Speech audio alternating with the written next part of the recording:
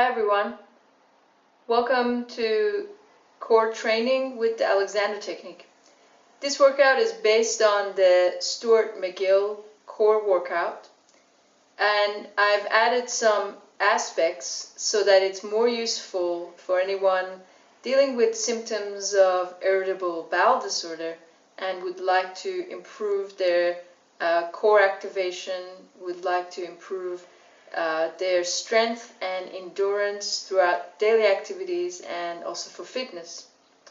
So throughout the workout, I make use of how we can become aware of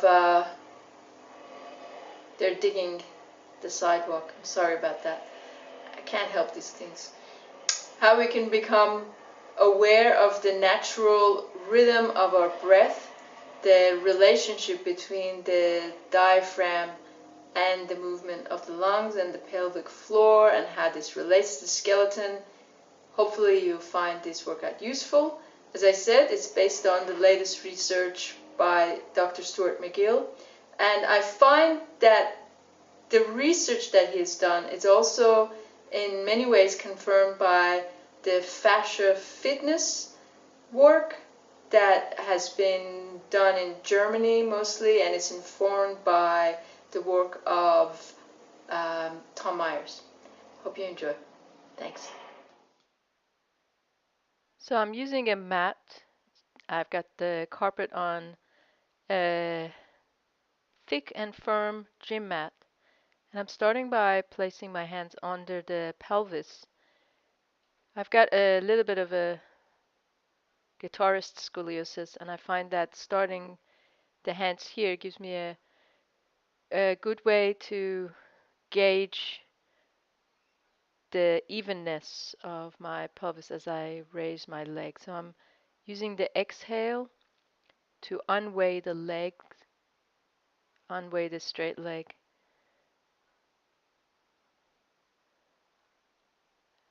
And I'm doing 5 sets of 8 holds in this first set. And then I move my hands under my lower back with my palms down, obviously, making sure that I've paid attention to the length and width of my contact to the ground. Holding for 8 seconds, using the exhale to lift, unweigh the leg from the floor, and putting the weight of the leg on the supportive structure of the torso.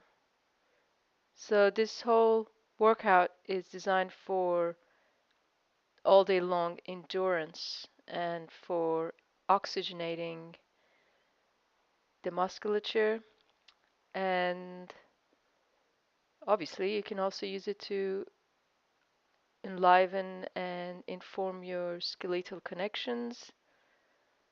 I'm playing with the flexion and extension of the dorsiflexion, plantarflexion of the leg, of the straight leg, so that I can be very soft and very connected through the joinery of my body. Holding for 8 seconds, using the exhale to inform the connectivity of the whole torso to the limbs. And I'm very mindful not to change the curvature of the spine as I'm doing this. So I'm using my whole thoracic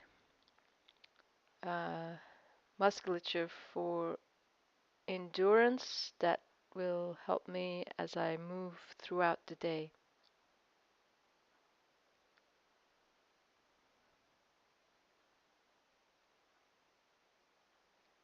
And it's important to have a pause between each of the 5 repetitions. Scientifically, this is based on research of Dr. Stuart McGill, and you can read a lot about it online, and in his books. and you can do his workshops. There's just so much information. But scientifically, so that you can set up your system for endurance. And for me, it's the pauses are also a way of approaching the movement proprioceptively from a fresh perspective each time. So this is preparing for the side plank, and I'm starting by addressing the psoas and the iliacus musculature, the deep flexors. And so this is the second time I'm lifting both legs. My eyes are soft. My supporting hand is soft. And then the third time I lift both legs and my head, using my eyes to inform the joinery of my head to spine, torso, shoulder, pelvis, breathing. And then as I started the set, I finish by just lifting the top leg and letting, oh no, I'm having too much fun with this. Do another one of this. Oh yes, so really balancing on the side of the pelvis, and it's not easy, so it really does inform your belly muscles in a very nice way. Okay, and I finished the fifth rep with lifting the top leg and allowing that foot to be really silly and drunk. It's a drunk foot, so going blah, blah, blah, blah. So weighing the leg through the foot. It's a interesting and useful way to inform the deep flexors of the spine for proprioception and not for overstressing during upright movement.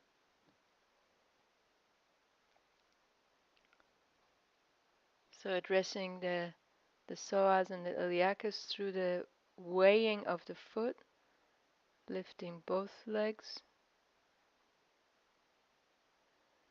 I'm sorry if this commentary is ultra narcissistic sounding, and I just found that if I did the commentary and the movement at the same time, the video lasted 10 minutes longer, and I wanted to avoid that.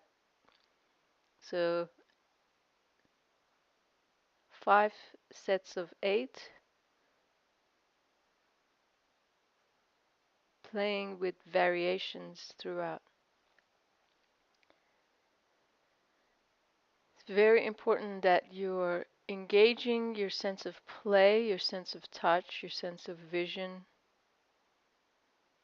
or else you won't want to come back and do this again. That's why I'm putting in the variations, so that you can find your own way, do what's right for you.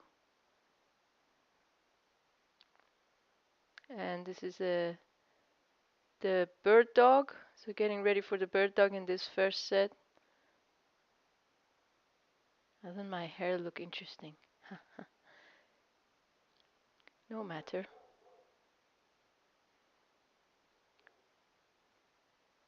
So just doing a little investigation of the connectivity of the hands and the feet through the legs and the arms to the head. You can skip this if it's not right for you, for your rehab, or you can spend a little bit longer doing this, up to you. What I'm interested in is that before we do the bird dog, which relies on if its effectiveness relies on the stability of the spine, I'm working with finding how to reset the spine to pelvis to head relationship for a neutral conversation, and picking up one limb at a time, holding for 8 seconds. So this first round is just going to go around the body. So the leg is extending, but the lower back and the back is staying. Of course, there's some movement, but you just want to make sure you respect your lumbar spine. And you'll notice that you will sense differences from left to right. It's only because we're human. Using the pause between each repetition to really reset the awareness on the ability to use our mind to bring efficiency and accuracy and improvements to our movement. I wish I could say that was the original idea, but it's old as the hills, as they say. So this is the second set. Now it's 4 sets of 8, and I'm unweighing my head, shoulders, and a little bit on the elbow, and then one time through the leg. The breathing is soft, especially when lifting the head. I attempt to use the exhale to inform the lifting, and it's as if I was lifting out and up away from the feet. So that's why I've got dorsiflexion, just to remind me of the length through the whole extensor set and also across the front and sides of the body.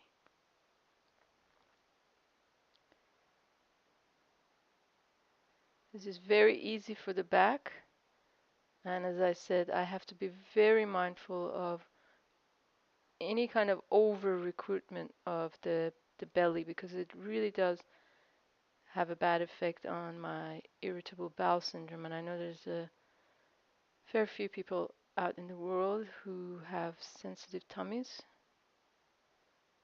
for one reason or another. You can think of the bony part of the back of your pelvis as a kind of a seesaw, and so you're lifting the head and shoulders towards the ceiling as one unit, respecting the curve of your lumbar spine. No loaded flexion in this Mcgill crunches.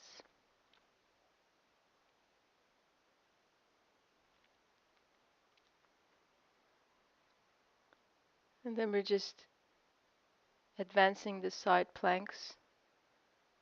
The idea is to take the time to notice where you are, to inform your connectivity, to inform your length.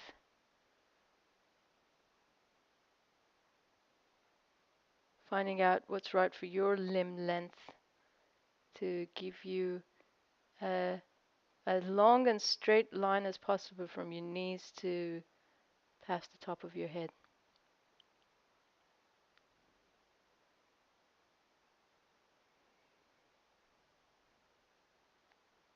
And I'm not just looking to squat flies with my eyes. I'm moving my head because it feels good, and also it reminds me that I'm doing this exercise for my whole system and not just for one single musculature or one set of musculature. I'm doing this routine for day-long endurance,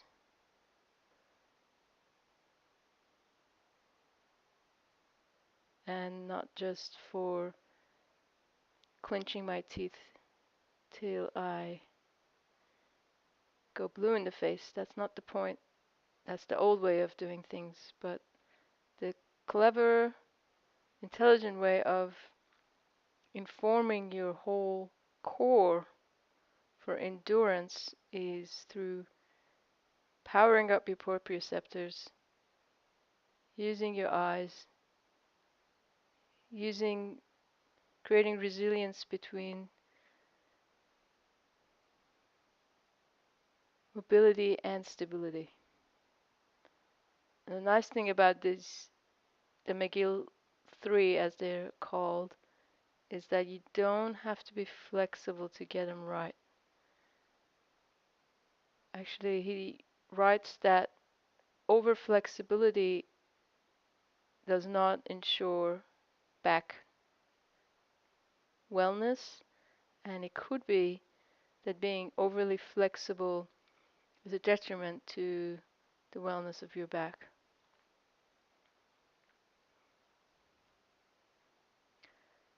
So just sensing that the knee and the hands are under the respective joints, and keeping the torso still and moving at the ball and socket joint, just brushing the floor. Sometimes I go too far, especially on that right to left diagonal. That's probably my weaker diagonal, so probably have to take my time more. So 4 sets of 8 repetitions. So you can easily move your eyes, move your head without having to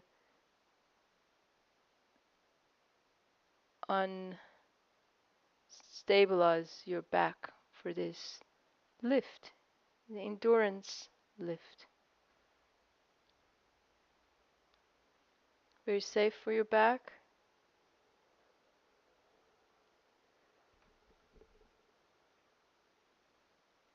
So this is the 3rd set. Now we do 3 sets of 8.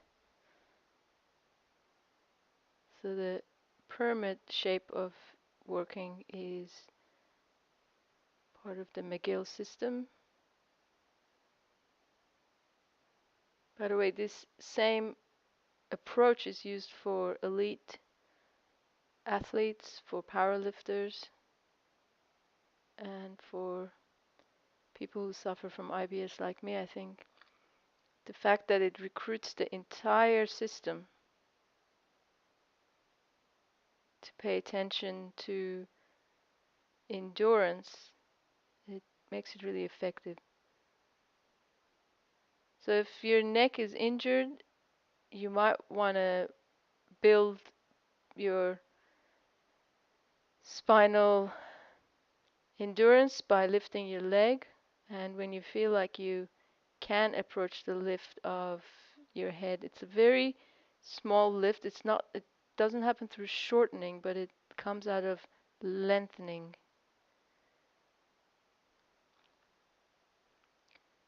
So I'm thinking of lengthening my head away from the sole of my foot.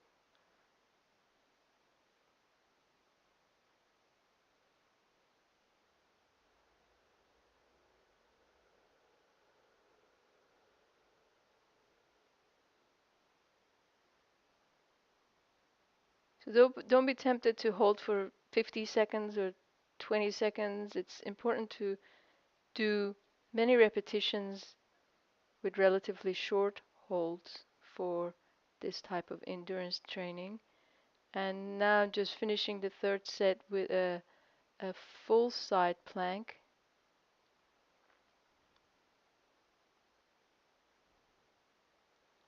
I stole my daughter's white headband.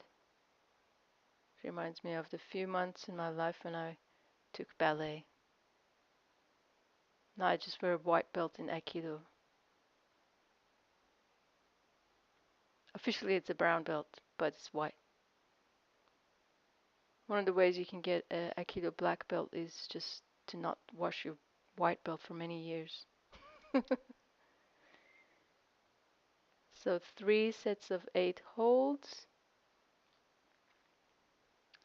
And after this, I've got some modifications for anyone.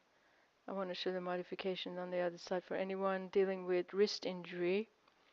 So, oh no, I don't want you to get shoulder injured instead. So you're really thinking of your length and your width, setting up the legs wider than shoulder distance apart.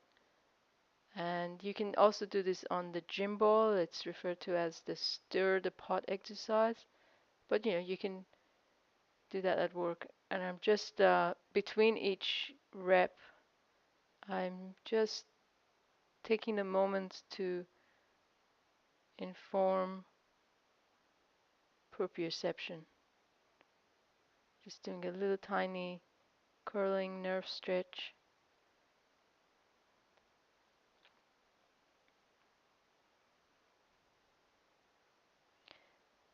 So you can do the side planks, or you can do this modified stirrer pot to save your wrist. And throughout, if you do have a RSI or related injury, you can do your bird dog using the chair. It takes a little bit of time to work out where you need to be to address a good form so that your back stays and you do not need to lift your leg a lot and your limbs move at the ball and socket joint.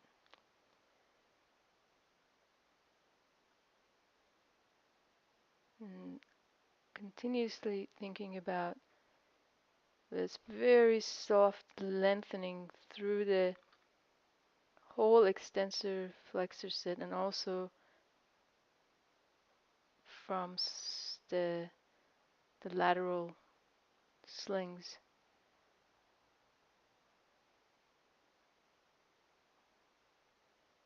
And it might sound silly, but the eyes are such an important tool in addressing your fascial strength and mobility. The inclusiveness of how easy you can make your life by not just thinking of yourself as a muscle, but as a whole neuro, fascia, skeletal-muscular unit. It's always changing. So this is the modified bird dog. You can do this throughout. Instead of your bird dogs, you can use a chair so that you are not putting compressive forces through your wrist, but also you have the option of making a fist like a gorilla fist.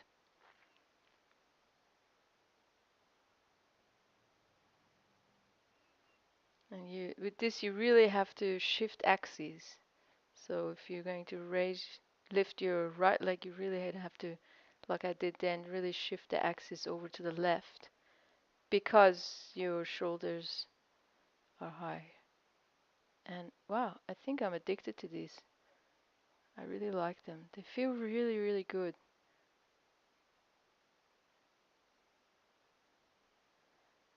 And it's nice to finish with,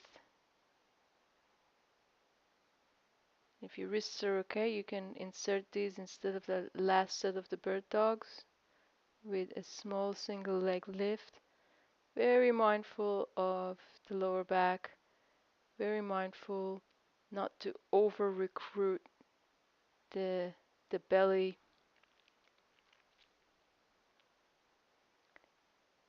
But once you do it, gravity will really inform you. When your mind, your skeleton, your basic senses will really inform you. And it's just a nice, delicious feeling to finish in a few minutes of constructive rest. As you can see, it really does wake up the breathing system. Really does wake up the breathing system. The more fluid our breathing system throughout the day,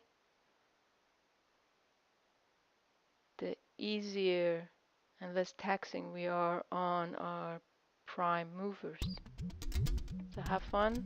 I'll see you in the next video.